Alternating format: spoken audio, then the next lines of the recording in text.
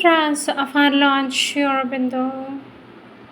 Our Lord Sri Aurobindo says a prayer, a master act, a king idea can link man's strength to a transcendent force.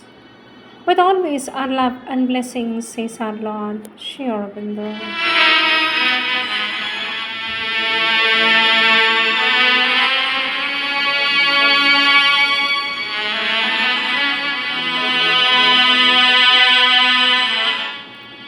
Sri Aurobindo's Savitri, Book 1, The Book of Beginnings, Canto 3, The Yoga of the Soul's Release, page 46.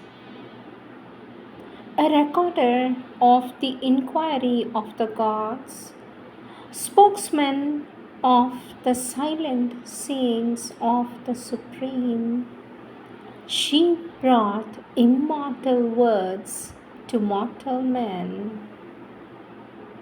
Above the reason's brilliant slender curve, released like radiant air, dimming a moon, broad spaces of a vision without line or limit swam into his spirit's ken. Oceans of being met his voyaging soul, calling to infinite discovery. Timeless domains of joy and absolute power stretched out, surrounded by the eternal hush. The ways that lead to endless happiness ran like dream smiles through meditating vast. Disclosed, stood up in a gold moment's place, white sun steppies in the pathless infinite.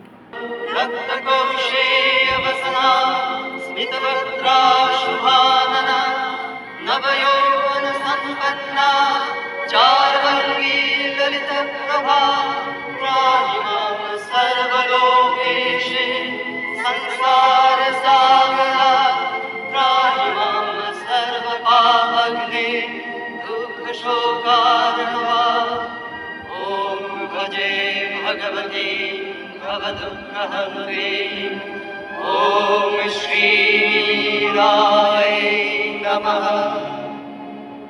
Words of our Divine Mother, taken from the collective works of our Divine Mother, Question and Answers, year 1929 to 1931, date 28th April 1929. Question, Sweet Mother, it has been said that in order to progress in yoga, in integral yoga, you must offer everything to the divine, even every little thing that one has or does in life. What is precisely the meaning of that? For this, our Divine Mother says integral yoga or yoga in general means union with the divine. And the union is effected through offering. It is founded on the offering of yourself to the divine. In the beginning, you start by making this offering in a general way, as though once for all. You say, I am the servant of the divine. My life is given absolutely to the divine. All my efforts are for the realization of the divine life, but that is only the first step, for this is not sufficient. When the resolution has been taken, when you have decided that the whole of your life shall be given to the divine, you have still at every moment to remember it and carry it out in all the details of your existence. You must feel at every step that you belong to the divine. You must have the constant experience that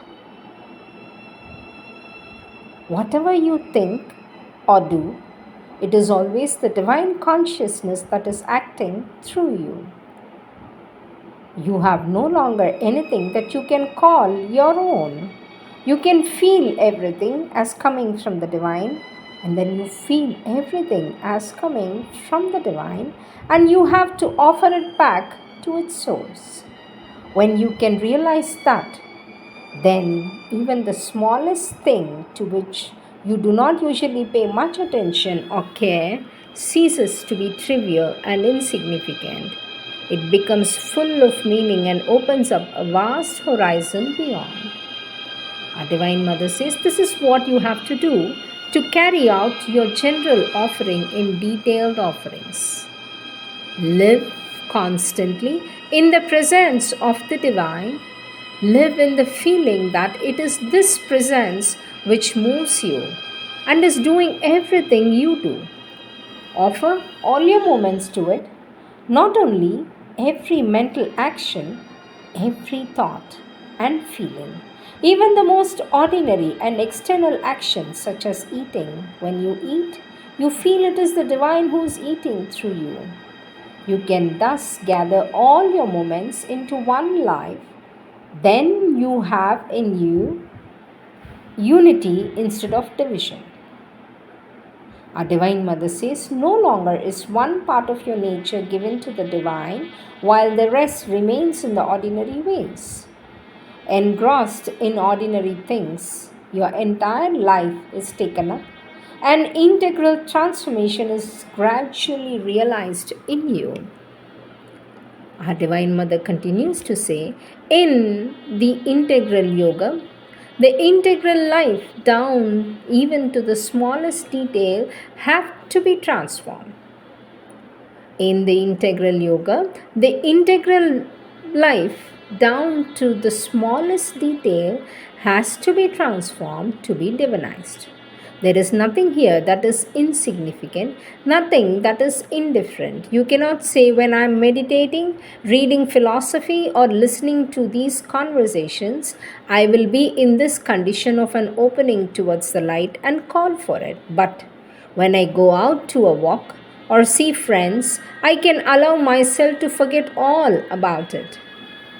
Our Divine Mother says to persist in this attitude means that you will remain untransformed and never have the true union. Always you will be divided. You will have at best only the glimpses of this greater life.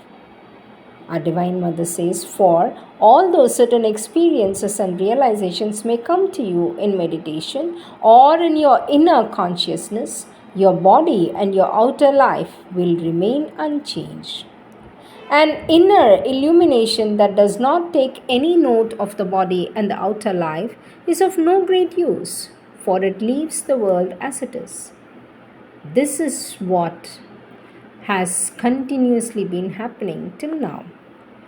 Even those who have had a great power and a powerful realization withdrew from the world to live undisturbed in the inner peace, quiet, and peace. The world was left to its ways with misery and stupidity. Death and ignorance continued unaffected. They reign on this material plane of existence. For those who thus withdraw, it may be pleasant to escape from this turmoil, to run away from the difficulty, and to find for themselves a happy condition elsewhere. But they leave the world and life uncorrected, untransformed, and their own outer consciousness too. They leave unchanged, and their bodies are unregenerate as ever. Coming back to the physical world, they are likely to be worse there than even ordinary life or the ordinary people, for they have lost the mastery over material things and their dealings with the physical life, and is likely to be slovenly and helpless in its moments and at the mercy of every physical force. Our Divine Mother says, an ideal of this kind may be good for those who want it, but it is not our integral yoga. For we want the divine conquest of this world, the conquest of all its moments, and the realization of the divine here.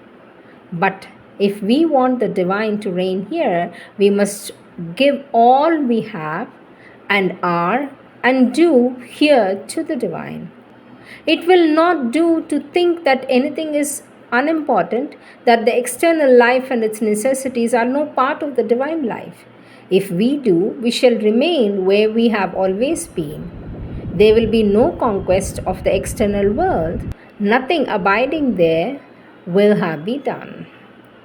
For this, the child says, Sweet mother, do people have advanced far away, far come back to this plane? For this, our Divine Mother says, Yes, if there is a will in them to change this plane, then the more advanced they are, the surer are they to come back. And for those who have the will of running away, even they, when they go over to the other side, may find that the flight was not much of use after all. Question. Sweet Mother, when we are concentrated in mental movements or intellectual pursuits, why do we sometimes forget or lose touch with the divine? For this, our Divine Mother says, you lose it because your consciousness is still divided. The divine has not settled in your mind. You are not wholly consecrated to the divine life. Otherwise, you could concentrate to an extent upon such things and still you would have the sense of being helped and supported by the divine. In all pursuits, intellectual or active, your one motto should be remember and offer. Let whatever you do be done as an offering to the divine, and this too will be an excellent discipline for you. It will prevent you from doing anything foolish and useless things, says our Divine Mother.